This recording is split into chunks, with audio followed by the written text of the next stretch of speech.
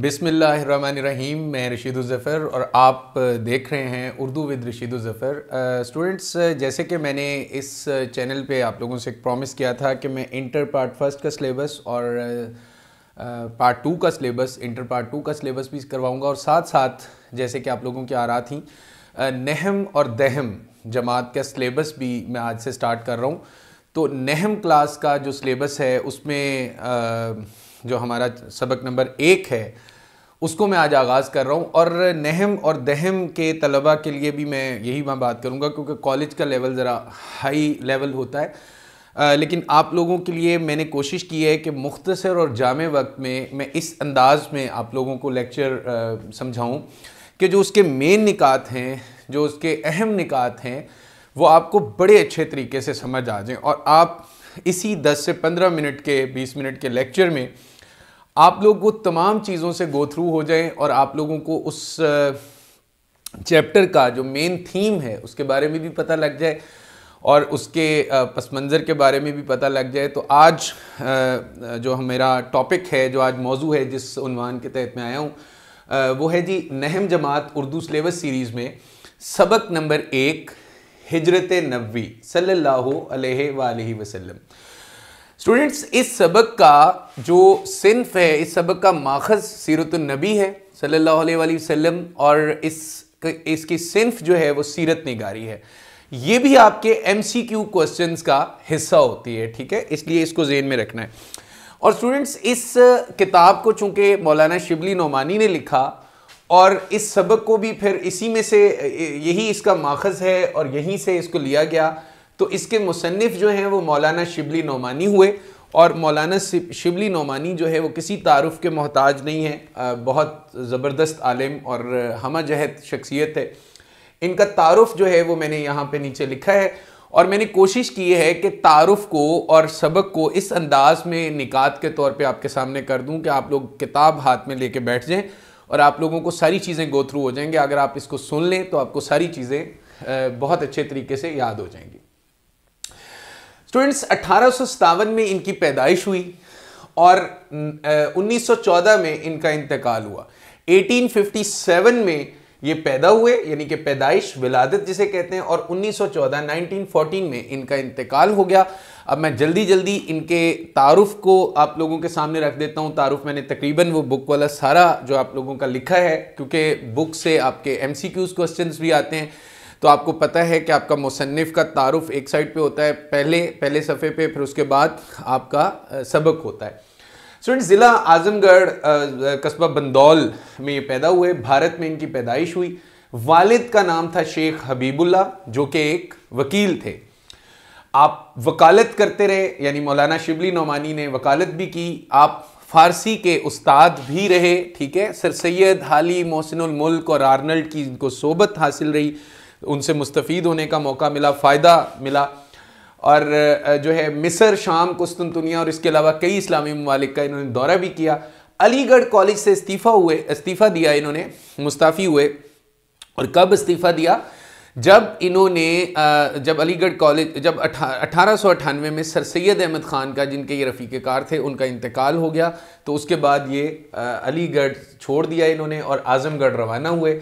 वहाँ पे स्टूडेंट्स दायरतुल मुआरिफ की जो है इन्होंने एक जिसे आप लोग कह सकते हैं कि उसकी निज़ामत, यानी कि निज़ामत उसे कहते हैं कि जैसे हेडशिप होती है, जैसे किसी इदारे का मोहतमिम होता है, प्रिंसिपल होता है। नदवतुल उलमा इन्होंने कायम किया स्टूडेंट्स लखनऊ में। नदवतुल उलमा एक मदरसा कायम किया। इसके अलावा आखिर उम्र में दारुल मुसन्निफ़ीन में इन्होंने जो दारुल मुसन्निफ़ीन कायम किया आज़मगढ़ में। शायर थे, लेकिन इनकी शोहरत का ज़्यादातर मदार जो है वो नसर निगारी पे है, तो बेहतरीन नसर निगार थे। मुतनव्वे मौज़ूआत स्टूडेंट्स, मुख्तलिफ मौज़ूआत, जैसे कि लिखा हुआ है तारीख़, तनकीद, सवाने, सीरत, तज़किरा, अदब, मुआशरत, अकायद, तसव्वुफ़ और सियासत पर इन्होंने कलम उठाया, उन पर तहरीरें लिखीं। अदबियत की शान, यानी कि इनकी तहरीरों में अदबियत की शान मौजूद थी। ऐसे लगता था कि जिस तरह एक अदीब ने लिखा हो, एक बड़े ज़बरदस्त जो है मुसन्निफ़ ने। अंदाज़े बयान और इनका मुहक्किकाना अंदाज़ था, इनका उसलूब बयान की सबसे ज़बरदस्त खूबी अंदाज़े बयान था और मुहक्किकाना अंदाज़ था, तहकीक करने वाला। इन्होंने स्टूडेंट्स मुतादिद तसानीफ़ लिखी, जिनमें से चंद अहम तसानीफ़ का यहाँ पे ज़िक्र है। शेरुल अजम 5 जिल्दें और अल फ़ारूक अल मामून, सीरतुन नौमान, अल ग़ज़ाली, सवानह मौलाना रूम, सफ़रनामा रूम व मिस्र व शाम और सीरतुन नबी सल्लल्लाहु अलैहि वसल्लम शामिल है। तो सीरतुन नबी से ये आपका हिजरत नबी जो है ये सबक लिया गया और आप लोगों को इस सबक में तलबा को बेसिकली ये समझाने की कोशिश की गई है कि तबलीग इस्लाम की जो इब्तदाई मुश्किलात थीं वो क्या थीं, उनसे आगाह किया गया। और इसके अलावा नबी पाक सल्लल्लाहु अलैहि वसल्लम की सीरत निगारी के हवाले से इसमें रोशनास कराया गया बच्चों को, और मजहबी अल्फाज व तरकीब से मुतारिफ़ करवाया गया जो है, और तारीख़ इस्लाम से रोशनास करते हुए तलबा के दिलों में इस्लामी जज्बा जो है वो पैदा करना इस सबक के ख़ास नुकात हैं। और तलबा को ये बताना कि राह हक़ के लिए जो है राह सदाकत के लिए किस तरह आपको मुश्किलात से गुज़रना पड़ता है। तो स्टूडेंट्स, हम बग़ैर कोई वक्त ज़ाया किए हम लोग सबक के अहम निकात की तरफ आते हैं। स्टूडेंट्स, सबक को मैंने इस अंदाज़ में लिख दिया है कि आपको एक तरतीब से सबक चलता जाएगा और आप लोग इसको पढ़ते जाएंगे और आपके सामने आप इस लेक्चर के बाद आपको इंशाअल्लाह ताला आप ख़ुलासा जो है और उसके मशकी सवालात और सारी चीज़ें आपको अज़बर हो जाएंगी। जो इससे मेरा अगला लेक्चर आ रहा है वो अहम नसर पारों का आ रहा है और हले लुगत का आ रहा है और मशकी सवालात जो है वो मैं बोर्ड पे आप लोगों को करवाऊँगा। स्टूडेंट, जैसे कि इस सबक के शुरू में जिक्र है दावत हक़ का, हज़ूर सल्लल्लाहु अलैहि वसल्लम ने जब दावत हक़ दी, जब अल्लाह ताला की तरफ बुलाया कुफ़ार मक्का को, तो तलवार की झंकारें सुनाई देने लगी, यानी कि वो लोग खिलाफ हो गए। ठीक है, हाफिज़ आलम यानी कि अल्लाह ताला, आलम की हिफाजत करने वाले यानी कि अल्लाह ताला ने जो है हुक्म दिया मदीना रुख करने का। वजूद अक़दस सल्लल्लाहु अलैहि वसल्लम ख़ुद मुंतज़िर थे, क्योंकि नबी सल्लल्लाहु अलैहि वसल्लम और तमाम नबी जो हैं वो अल्लाह के हुक्म की पासदारी करते हैं। अल्लाह ताला उनको हुक्म देता है फ़लाँ इलाके में चले जाओ, वही के ज़रिए हुक्म देता है।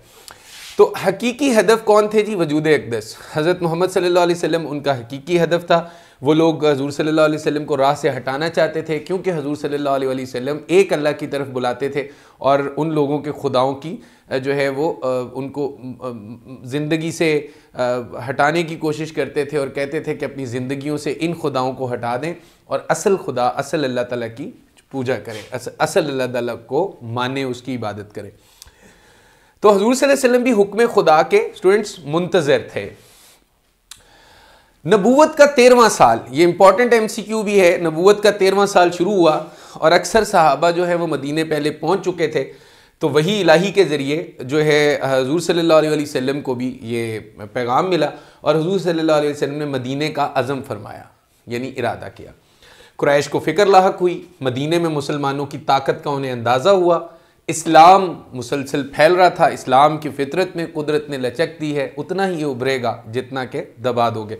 तो स्टूडेंट्स, इस्लाम ने तो फैलना था और इस्लाम फैलता चला गया। ज़ाहिरी बात है कि एक मौसर मज़हब था और एक सच्चा मज़हब था, तो मुख्तलिफ़ लोगों की राय, स्टूडेंट्स यहाँ पे मुख्तलिफ़ लोगों ने मुख्तलिफ़ राय दी। कुरैश इकट्ठे हुए, एक जिरगा हुआ और उस जिरगे में एक मशवरा हुआ, तमाम कबीले के लोग आ गए, तमाम कबीलों के अरब के लोग आ गए, तमाम जो है मुशरिक इकट्ठे हो गए वहाँ पे। उन्होंने कहा जी मोहम्मद सल्लल्लाहु अलैहि वसल्लम जो हैं वो हमें हमारे खुदाओं को सिर्फ इबादत करने से, पूजा करने से रोक रहे हैं और एक अल्लाह की तरफ बुलाते हैं, ला इलाहा इल्लल्लाहु मुहम्मदुर रसूलुल्लाह। तो उन्होंने मुख्तलिफ राय पेश करनी शुरू की।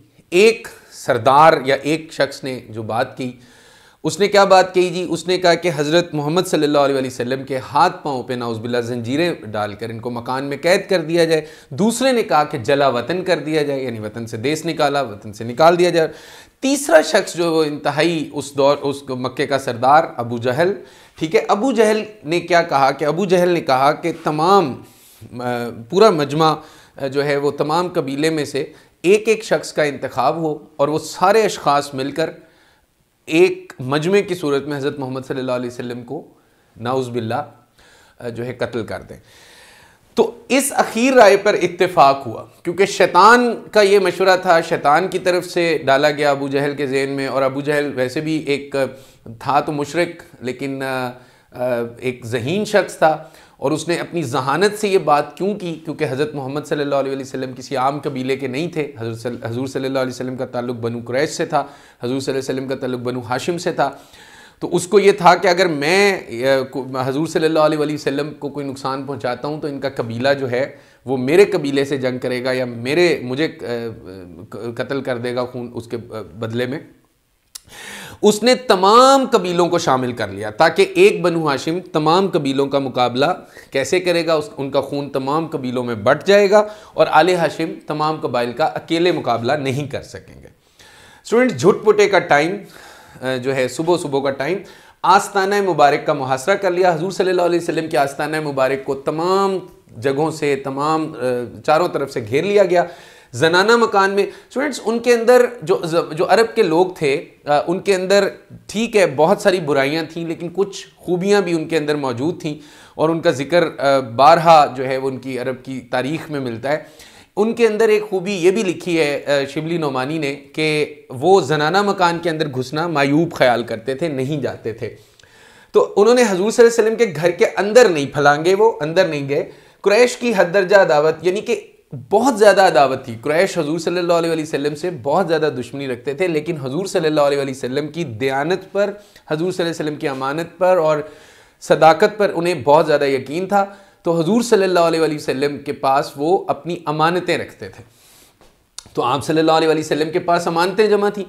देखिए, हजूर सल्लल्लाहु अलैहि वसल्लम अंदर थे, हज़रत मोहम्मद सल्लल्लाहु अलैहि वसल्लम, और आपको जान का ख़तरा था, लेकिन हज़रत मोहम्मद सल्लल्लाहु अलैहि वसल्लम उम्मत को क्या पैगाम दे रहे हैं? उम्मत को ये पैगाम दे रहे हैं कि मेरे पास अमानतें हैं और वो मैंने अमानतों की फ़िक्र कर रहे हैं, अपनी जान की फ़िक्र नहीं कर रहे। और उन्होंने हज़रत अली रज़ी अल्लाह तआला अन्हु को बुलाया, जनाब अमीर रज़ी अल्लाह तआला अन्हु। शिबली नोमानी ने उनको लक़ब से पुकारा है, हज़रत जनाब अमीर हज़रत अली रज़ी अल्लाह तआला अन्हु को अपने पलंग पर सुलाया, बुलाया और उनको कहा, और उनको ये बात कही कि अली, मुझको हिजरत का हुक्म हो चुका है, मैं आज मदीने रवाना हो जाऊँगा, तुम मेरे पलंग पर मेरी चादर ओढ़ कर सो रहो, सुबह को सबकी अमानतें जाकर वापस दे आना। ये सख्त ख़तरे का मौका था। तो अब देखें कि पलंग पर सुला दिया। अब हज़रत अली रज़ी अल्लाह तआला अन्हु की आप हिम्मत और बहादुरी देखें कि नबी पाक सल्लल्लाहु अलैहि वसल्लम के हुक्म के आगे उन्होंने बिल्कुल जुम्बिश नहीं की, सर को जुम्बिश नहीं किया और बिल्कुल उसको तस्लीम कर लिया। और यही बड़े लोगों की निशानी होती है। सुबह अमानतें वापस करके मदीने आना सख्त खतरा था। फ़ातिह खैबर हज़रत अली रज़ी अल्लाह तआला अन्हु का लक़ब है। फ़ातिह खैबर को के लिए वो जो कत्ल गाह थी वो फ़र्श गुल था, यानी कि उनके लिए मोहब्बत थी ना, हजूर सल्लल्लाहु अलैहि वसल्लम से मोहब्बत थी, उनकी ताज़ीम थी, उनका अदब था। तो उनको वो कत्ल गाह की ज़मीन, यानी कि उसी बिस्तर पे वो जो कुरैश ने आके कत्ल कर रहा था हजूर सल्लल्लाहु अलैहि वसल्लम को, नाउज़ बिल्लाह, लेकिन हज़रत अली रज़ी अल्लाह तआला उस बिस्तर पर थे। उन्हें महसूस भी हो रहा था कि चादर भी ओढ़ी हजूर सल्लल्लाहु अलैहि वसल्लम की, किसी गलती की या गलत फहमी की बुनियाद पे उनको शहीद भी किया जा सकता था। लेकिन जो शिबली नोमानी ने लिखा कि फ़ातिह खैबर के लिए कत्ल गाह फ़र्श गुल थी। आगे है जी, कुफ़ार ने मुहासरा कर लिया, कुदरत ने उनको बेखबर कर दिया। हज़रत मोहम्मद सल्लल्लाहु अलैहि वसल्लम के साथ अल्लाह की ताकत थी, अल्लाह की ताकत भी मौजूद थी और है भी, और कुदरत का बेखबर कर देना, कुदरत ने जो बाहर लोग खड़े थे उनको बेखबर कर दिया, यानी कि उनको सुला दिया। हाँ, हज़रत सल्लल्लाहु अलैहि वसल्लम बाहर आए तो काबे की तरफ देखा, किबला की तरफ देखा, तो रंजीदा हुए। अपना वतन छोड़ने का एक दुख होता है, अपना घर छोड़ने का भी एक दुख होता है। तो काबे को देखा और फरमाया कि मक्का, तू मुझको तमाम दुनिया से ज़्यादा अजीज़ है, लेकिन तेरे फ़र्जंद मुझको रहने नहीं देते।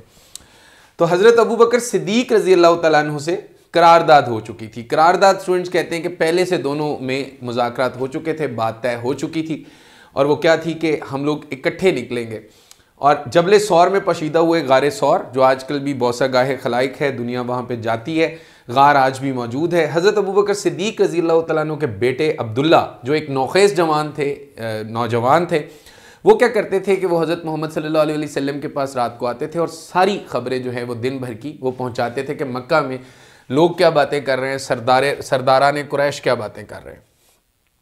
वो खबरें पहुंचाने का काम करते थे। ग़ुलाम आमिर बिन फ़हीरा, जो नीचे लिखा भी हुआ है, हज़रत अबू बकर सिद्दीक़ रज़ी अल्लाह तआला अन्हु के ग़ुलाम, उनका क्या काम था स्टूडेंट्स कि वो बकरियां चराते थे और दूध लेके आते थे। बकरियां चरा के हुज़ूर सल्लल्लाहु अलैहि वसल्लम उन दूध पे गुजारा करते थे।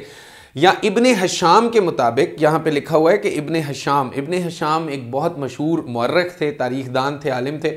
हज़रत अस्मा रज़ी अल्लाह तआला अन्हा, जो हज़रत अबू बकर सिद्दीक़ रज़ी अल्लाह तआला अन्हु की बड़ी बेटी थी, वो उनके लिए खाना लाती थी। और 3 रातें हज़रत सल्लल्लाहु अलैहि वसल्लम ने गार में गुजारी। 3 रातें जो हैं हुज़ूर सल्लल्लाहु अलैहि वसल्लम ने गार में गुजारी। सुबह कुरैश की आंखें खुली तो पलंग पर जब उन्होंने देखा, जब वो कत्ल करने के लिए आए नाउज़ बिल्लाह, तो जनाब अमीर रज़ी अल्लाह तआला अन्हु मौजूद हैं। उन्होंने उनको कैद में रखा, महबूस रखा, और महबूस कैद को कहते हैं। हरम में ले जाके महबूस किया और फिर छोड़ दिया। ज़ाहिर बात है कि उनका हकीकी हदफ वो नहीं थे, हकीकी हदफ हज़रत मोहम्मद सल्लल्लाहु अलैहि वसल्लम थे। हज़रत सल्लल्लाहु अलैहि वसल्लम की तलाश की गई। गार के दहाने के करीब पहुँच गए जी वो लोग। और हज़रत अबू बकर सिद्दीक़ रज़ी अल्लाह तआला अन्हु जो गमज़दा हुए, और हज़रत अबू बकर सिद्दीक़ रज़ी अल्लाह तआला अन्हु के गमज़दा होने को हुज़ूर सल्लल्लाहु अलैहि वसल्लम ने इस तरह तसल्ली दी कि ला तहज़न इन्नल्लाह माना। और ये कुरान की आयत है, सूरह तौबा की, लिखा हुआ है सूरह तौबा की 40वीं जो है वो ये आयत है, ला तहज़न इन्नल्लाह माना, कि घबराओ नहीं, बेशक अल्लाह हमारे साथ है। बेशक अल्लाह अपने महबूब के साथ हमेशा से था, हमेशा से है, हमेशा से रहेगा। तो कुरैश ने एक इश्तिहार दिया स्टूडेंट्स, कुरैश ने एक इश्तिहार दिया। वो इश्तिहार के हवाले से स्टूडेंट्स वो कहते हैं कि सर किस तरह का इश्तिहार?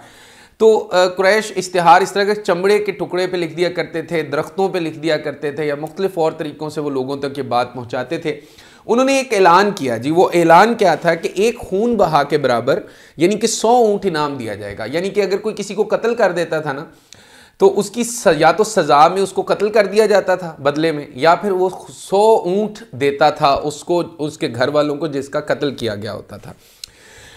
अब जब 100 ऊँट, और ये 100 ऊँटों की बात हो रही है, और आपको पता है कि 100 ऊँटों की आजकल आप प्राइस देखें, आप उनकी कीमत देखें, तो आपको अंदाज़ा होगा कि ये कितनी ज़्यादा कीमत बनती है। तो एक कोई भी बंदा इसमें लालच कर सकता है, और इनाम दिया भी इसलिए जाता है कि लालच की मद में आके लोग उसको देखें। स्टूडेंट्स, एक सरदार था सिराका बिन मालिक जोशम, जिसने बाद में इस्लाम भी कबूल कर लिया। सिराका बिन जोशम ने इनाम की उम्मीद में निकला। रवानगी उस वक़्त हजूर सल्लल्लाहु अलैहि वसल्लम जो है वो रवाना हो रहे थे ऐन उसी वक़्त। तो वो ये मक्का और मदीना के दरमियानी रास्ते की बात हो रही है। सिराका जो है वो एक बड़ा मशहूर कबीला था, उसका सरदार था। और जब वो हजूर सल्लल्लाहु अलैहि वसल्लम उस इलाके से गुज़र रहे थे, तो उसने ये सोचा कि मैं भी इनाम ले लूँ, और वो उनके पीछे निकला। अब अल्लाह की मदद शुरू हुई ना, घोड़ा दौड़ा के करीब आया। अब तरकश से फार के तीर निकाले। सो इस तरकश यहाँ पे होती है, तो उसमें आमतौर पे मैं आपको बता दूँ कि फ़ाल क्या चीज़ है। फ़ाल जो है एक मज़मूम रस्म है, जो हमारे इस्लाम में तो नहीं है। फ़ाल निकाली जाती है, जिस तरह ये हिंदू मुशरिक मुल्क है, और जो है यहाँ पे भी फ़ाल निकाली जाती है। तो उनमें अरब में एक रस्म ये भी थी कि वो फ़ाल निकालते थे कि मैं ये काम करूँ या ना करूँ। तो उन्होंने तीर पे, किसी तीर पे नहीं लिखा होता था, किसी एक तीर पे हाँ लिखा होता था। उन दोनों तीरों में से इस तरह तरकश से एक तीर निकालते थे, और फिर जब वो देखते थे अगर उस पर हाँ लिखा होता था, तो वो समझते थे कि हमें हमारे बुत ने, यानी हमारे खुदा ने हमें इजाज़त दे दी। क्योंकि असल खुदा को, जो असल अल्लाह ताला है, यानी कि जो असली हमारा मालिक है, हमारा राज़िक है, उसको तो वो नहीं मानते थे। वो बुतों की पुजारी थे। तो वो वो समझते थे कि हमारे जिसकी हम पूजा करते हैं, उसने हमें हाँ कह दिया इस काम के लिए, या उसने हमें ना कह दिया इस काम के लिए। उसने तरकश से फ़ाल का तीर निकाला, तो वो उसमें से नहीं निकला। लेकिन जिस तरह होता है कि उसको लालच थी, तो उसने उस नहीं पे नहीं किया, ईमान नहीं लाया उस टाइम। उसने कहा नहीं, 100 ऊँटों का गिरां बहा मुआवजा बहुत ज़्यादा है, तो लिहाजा उसने तीर की बात नहीं मानी। अब ऊँटों का गिरां बहा मुआवजा, दोबारा कोशिश की, घोड़े के पाँव का ज़मीन में धंसना, घोड़ा जो है वो फिर घोड़े के पाँव ज़मीन में धंस गए। एक रेतली जगह नहीं है, एक कीचड़ वाली जगह नहीं है, नरम ज़मीन नहीं है, पथरीली ज़मीन है। वहाँ घोड़े के पाँव ज़मीन में धंस जाएँ तो आप लोग खुद मुझे बताएं कि वहाँ क्या खौफ का आलम क्या होगा। तो उसने जो वो डर गया, सराका बिन जोशम जो है वो डर गया और उसकी मुकर्रर तजर्बे से उसकी हिम्मत पस्त हो गई, ठीक है, वो हिम्मत पस्त कर गया क्योंकि उसको लग रहा था कि ये आसार जो हैं असबाब नहीं है, ये कुछ और है, ये कोई माफोकल फितरत चीज़ है, इसके पीछे कोई माफोकल फितरत ताकत है, कोई ऐसी हस्ती है जो ये काम कर रही है। हज़रत सल्लल्लाहु अलैहि वसल्लम के पास आया और अमन की तहरीर की दरख्वास्त दी, क्योंकि अरब में एक रिवाज था कि जब वो आपस में सुलह कर लेते थे तो अमन की तहरीर लिखवाया करते थे ताकि अब हम एक दूसरे को धोखा नहीं देंगे। आमिर बिन फ़हीरा का चमड़े के टुकड़े पर अमन की तहरीर लिखना, आमिर बिन फ़हीरा ने चमड़े के एक टुकड़े पर जो अमन की तहरीर लिख दी और उसके बाद जो है वो सराका बिन जोशम वहाँ से वापस पलट गया। स्टूडेंट्स, तशरीफ़ आवरी की ख़बर, इसके बाद मैंने लिखा है कि मदीना में ख़बर पहले पहुँच चुकी थी क्योंकि सहाबा भी जा चुके थे और उनको बड़ी शिद्दत से इंतज़ार था। यहाँ पे लिखा हुआ है तमाम शहर हमतन चश्मे इंतज़ार। हमतन चश्मे इंतज़ार का मतलब ये होता है कि तमाम जिस्म आँख बन जाए ना, कि जिस तरह आँख इस तरह ढूंढती है, देखती है, ऐसे ऐसे ऐसे करके देख रहे, तो वो तमाम जिस्म उनका इंतज़ार में डूबा हुआ था कि कब हज़रत मोहम्मद सल्लल्लाहु अलैहि वसल्लम आए और कब हम उन्हें देखें। मासूम बच्चे फ़ख्र और जोश से कहते फिरते थे पैगम्बर आ रहे हैं। देखिए, मदीना ने कमाल कर दिया था हज़ूर सल्लल्लाहु अलैहि वसल्लम की जो नुसरत में, और उन्होंने कमाल कर दिया था उनकी मेज़बानी करने में। लोग हर रोज़ तड़के से निकलकर शहर के बाहर जमा हो जाते थे और हसरत से वापस चले जाते थे क्योंकि सफ़र बहुत था। हुज़ूर सल्लल्लाहु अलैहि वसल्लम कभी पैदल कभी ऊँट पे आ रहे थे। तो कले से एक यहूदी ने क्राइन से यानी आसार से, अलामतों से पहचाना। कले पे चढ़ा हुआ था, कुछ लोग खजूरों के दरख्तों पे चढ़े हुए थे, कुछ लोग दीवारों पे चढ़े हुए थे, कुछ लोग छतों पे चढ़े हुए थे और एक कले पे चढ़ा हुआ था एक यहूदी। और देखें वहाँ हजूर सल्लल्लाहु अलैहि वसल्लम के अखलाक को देखें कि जो गैर मज़हब के लोग भी थे वो भी हजूर सल्लल्लाहु अलैहि वसल्लम की का इंतज़ार कर रहे थे। क्राइन से यानी अलामात से देख कर पहचान कर पुकारे कि अहले अरब, लो तुम जिसका इंतज़ार करते थे वो आ गया, और तमाम शहर तकबीर की आवाज़ से गूंज उठा। तो स्टूडेंट्स, ये बेसिकली ये जो हिजरत थी, हिजरत ये हिजर से है, ये कि एक जगह से दूसरे जगह जाना और एक जगह से दूसरी जगह अल्लाह के हुक्म से जाना, अपना मालो असबाब और तमाम जो चीज़ों को छोड़ के, अपने वतन को छोड़कर अल्लाह के हुक्म से एक जगह से दूसरी जगह चले जाना हिजरत कहलाती है। और जो हजूर सल्लल्लाहु अलैहि वसल्लम ने मक्का से मदीना तमाम असबाब को छोड़कर, अपने घर मकानात सबको छोड़कर जो मक्का से मदीना की तरफ हिजरत की, उसे हिजरत नबी सल्लल्लाहु अलैहि वसल्लम जो है वो कहा जाता है। तो स्टूडेंट्स, ये था आज का जो है मौजू, और आज सबक नंबर 1 मैंने आपको पढ़ा दिया और मैंने कोशिश की है इसके स्टूडेंट्स आपका कम से कम वक्त लिया जाए, मुख्तसर और जामे आपको इस सबक का थीम बता दिया जाए। अब जो नेक्स्ट लेक्चर, इस सबक का दूसरा लेक्चर मैं देने जा रहा हूँ, जो मैं इसके बाद अपलोड होगा, उसमें इंशाल्लाह मैं अहम नसर पारों का जिक्र करूँगा कि इस सबक में अहम नसर पारे कौन से हैं, और फिर मैं आपको उसका तरीका और वो सारी चीज़ें मैं समझाऊँगा। और उसके अलावा मैं मशकी सवालात जो है वो भी यहाँ पे बता दूंगा कि मशकी सवालात आपने किस तरह करने हैं और इसका जवाब क्या है। इसके अलावा मैं हले लुगत, जो मुश्किल अल्फाज के मानी होते हैं, उसके हवाले से भी अगले लेक्चर में ही डिस्कस करूंगा। और 2 लेक्चर्स के बाद आपका ये जो एक सबक नंबर 1 है नहम जमात में, ये कंप्लीट हो जाएगा, ये मुकम्मल हो जाएगा, और उम्मीद है कि आप लोग इसको अच्छे तरीके से सीखेंगे। Thank you so much. Allah हाफिज़।